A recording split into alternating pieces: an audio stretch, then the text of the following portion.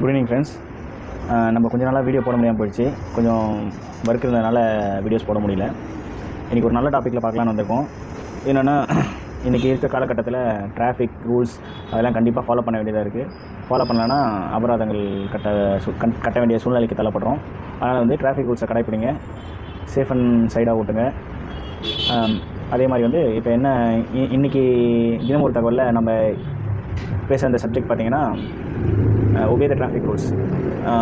இப்போ பார்த்திங்கன்னா இப்போ இருக்க ஜென்ரேஷன் பசங்களுக்கெல்லாம் வந்து பைக் கிடச்சா போதும், மின்னல் வேகத்தில் பறக்கிறாங்க. இதில் வந்து என்னென்னா, லேடிஸ் அவங்க வேறு யாருன்னா பைக் ஓட்டிகிட்டு போகும்போது அவங்க பக்கத்தில் வந்து ஹார்ன் வந்து ரொம்ப ஹார்ன் சவுண்டாக அடித்தா, அவங்க வயசானவங்களோ இல்லை முதியோர் இல்லை பெண்மணிகள் இல்லை மகளிர் யாருன்னா ஒருத்தவங்க போகும்போது அவங்க பக்கத்தில் வந்து நம்ம அந்த சவுண்ட் இருக்கிற ஹார்ன் அடித்து இப்போ இருக்க ஜென்ரேஷன் சின்ன சின்ன பசங்க வந்து அது மாதிரி பயமுறுத்து ஆக்சிடென்ட்கள் நடக்குது.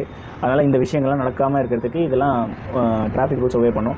ஏன்னா அந்த சவுண்ட் ஹார்ன் வந்து எல்லாருமே அவாய்ட் பண்ணணும். ப்ளஸ் வந்து ஹெல்மெட் எப்போவுமே அணிஞ்சிட்டு போகணும்.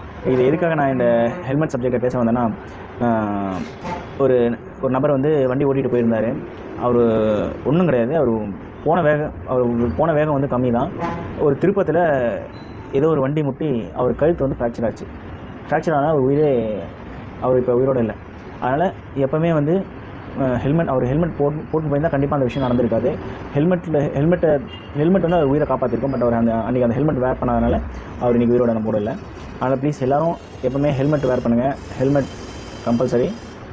அதே மாதிரி சிக்னலில் நின்னாங்கன்னா ரெட் இருந்தால் நின்று வெயிட் பண்ணி க்ரீன் வரும்போது மூவ் பண்ணிப்போங்க. அதே மாதிரி ஒரு சில மகளிர் என்ன பண்ணுறாங்கன்னா, அவங்க லெஃப்ட் ரைட் எடுக்கிறதுக்கு இண்டிகேட்டர் போடாமலே லெஃப்ட் ரைட் எடுத்துகிறாங்க. இது நல்லா ஓட்டுறவங்க நல்லா ஓட்டிகிட்டு தான் இருக்காங்க. ஒரு சில கற்றுக்கிறவங்க, இப்போ பைக் கற்றுக்கிறவங்க அவங்க என்ன பண்ணுறாங்க, லெஃப்ட் சைடு திரும்பினா அப்படியே அந்த லெஃப்ட்டை அப்படியே எடுத்துறாங்க. On the ஸ்பாட்லேயே எடுத்துறாங்க. சைடில் பைக் வருதா, வேறு என்ன வாகனங்கள் வருதா, இப்போ நீங்கள் போகும்போது வேறு யாருன்னா வந்து முட்டி கீழே இருந்தால் ஒன்றும் பிரச்சனை கிடையாது. இதுவே ஒரு கனரக வாகனங்கள் எதனா வந்ததுன்னா உங்கள் உயிருக்கு பாதிப்பு, உங்களுக்கு பாதிப்பு.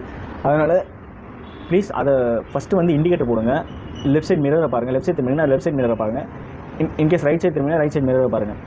இப்போ நீங்கள் அதை பார்க்கலன்னா அந்த பின்னால் வர வாகனங்கள் உங்களை வந்து மோதி கீழே நீங்கள் விழுறதுக்கு வாய்ப்பு இருக்குது, அவங்களும் கீழே விழுந்து அடிப்படுறதுக்கு வாய்ப்பு இருக்குது. ப்ளீஸ் எப்போவுமே வந்து லெஃப்ட் சைடு போனீங்கன்னா லெஃப்ட் சைடு இண்டிகேட்டர் போடுங்க, ரைட் சைடு போனீங்கன்னா ரைட் சைடு இண்டிகேட்டர் போடுங்க. இது இன்னொரு விஷயம் என்னென்னா, மகளிர் வந்து பசங்களை வந்து ஸ்கூலுக்கு கூப்பிட்டு போகிறாங்க. அப்போ வந்து பசங்களை வந்து பேகு எல்லாமே ஒரு இதுவாக இட்டு போகிறாங்க. பாப்பாங்களை கூப்பிட்டு போங்க, கொஞ்சம் சேஃப் அண்ட் சைடாக போங்க. அப்போ நீங்கள் லெஃப்ட் சைடு ரைட் சைடு கண்டிப்பாக இண்டிகேட்டர் போட்டு மிரரை பார்த்து தான் போகணும். பொறுமையாக போங்க. குழந்தைங்களை இட்டு போகிறவங்க கொஞ்சம் பொறுமையாக போங்க. மார்னிங் ஸ்கூல் டிராஃபிக் இருக்கும். நன்றி, வணக்கம். சப்ஸ்கிரைப் பண்ணுங்கள், லைக் பண்ணுங்கள், கமெண்ட் பண்ணுங்கள். நன்றி.